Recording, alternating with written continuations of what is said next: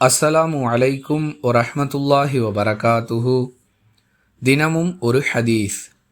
லைலத்துல் கத்ர் எனும் இரவில் நம்பிக்கையுடனும் நன்மையை எதிர்பார்த்தவராகவும் நின்று வணங்குபவருடைய முந்தைய பாவங்கள் மன்னிக்கப்பட்டு விடுகின்றன என்று அல்லாஹுவின் தூதர் ஸல்லல்லாஹு அலைஹி வஸல்லம் அவர்கள் கூறினார்கள்.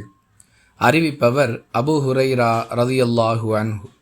நூல் புகாரி, ஹதீஸ் எண் 1901. அன்பிற்குரிய எல்லாம் வல்ல அல்லாஹுவின் நல்லடியார்களே, பாவங்கள் மன்னிக்கப்படுவது என்பது மனிதனுக்கு கிடைக்கக்கூடிய மிகப்பெரிய அருட்கொடை. இதை பெறுவதற்கு இஸ்லாம் பல எளிய வழிமுறைகளை ஏற்படுத்தி இருக்கிறது. அவற்றுள் ஒன்றாக அல்லாஹுவின் தூதர் ஸல்லல்லாஹு அலைஹி வஸல்லம் அவர்கள் வழிகாட்டிய முறையின் அடிப்படையில் ரமலான் மாதத்தின் கடைசி 10 நாட்களில் உள்ள ஒற்றைப்படை இரவுகளில் லைலத்துல் கத்ர் எனும் இரவை தேடுதல் என்ற அடிப்படையில் நின்று வணங்க வேண்டும். அதன் மூலமாகவும் பாவங்கள் மன்னிக்கப்படும் என்பதை இந்த ஹதீஸ் தெளிவுபடுத்துகிறது.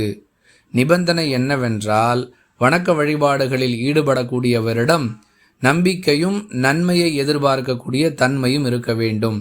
அதாவது, இவ்வாறு குறிப்பிட்ட சில இரவுகளில் வணங்க வேண்டும் என்பதை அல்லாஹ் தன்னுடைய தூதர் வழியாக நமக்கு கற்றுக் கொடுத்திருக்கிறான்.